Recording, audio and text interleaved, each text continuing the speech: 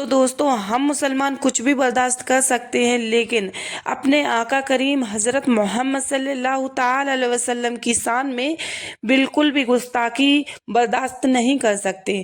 اب تو چاہے جو بھی گیل چلتا ہوا منہ اٹھا کر آپ آقا صلاۃ وسلام کی شان میں کچھ بھی کہہ دیتا ہے، کیونکہ ان کو پتا ہے کہ ہمارے پیچھے سپورٹ ہے۔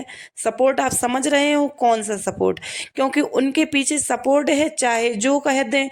ہمارے اسلام میں، ہمارے مذہب میں ہمیں یہ نہیں سکھایا جاتا ہے کہ ہمیں کسی اور کے دھرم کے بارے میں کچھ کہنے کو، تو کسی کو بھی حق نہیں ہے کہ ہمارے نبی، ہمارے پیغمبر، ہمارے دین، ہمارے اسلام کے بارے میں بولے۔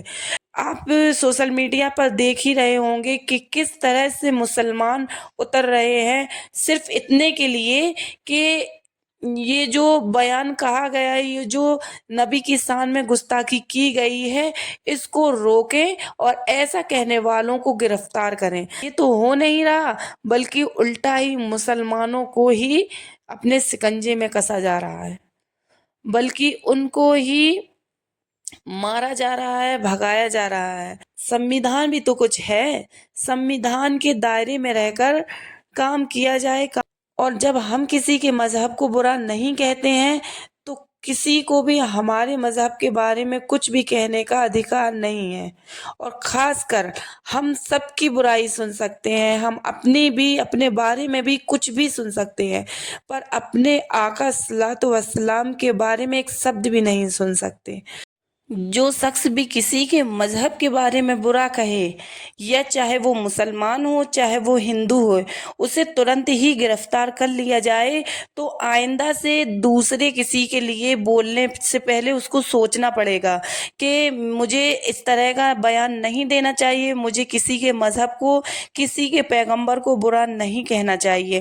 تو اس کے لیے آپ لوگ کیا کہیں گے، یہ کمنٹ باکس میں ضرور لکھیے گا۔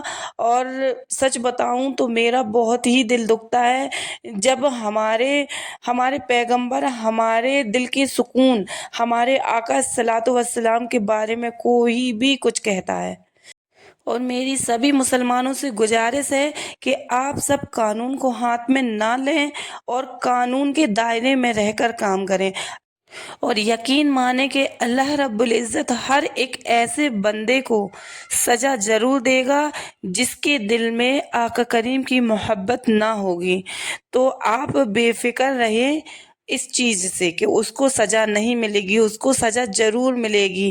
یہاں یہ قانون نہیں دے گا تو وہاں اللہ رب العزت ضرور اس کو سزا دے گا، پر اپنے حبیب کے بارے میں ایسی گستاخی اللہ رب العزت بھی برداشت نہیں کر سکتا۔ اور کہاں ایک چھوٹا سا جملہ جو حضرت سلمان اظہری نے کہہ دیا تھا، اس کے وجہ سے ان کو مہینوں تک جیل میں رکھا گیا، یہاں تک کہ ابھی بھی ان کو جیل میں رکھا ہی ہے۔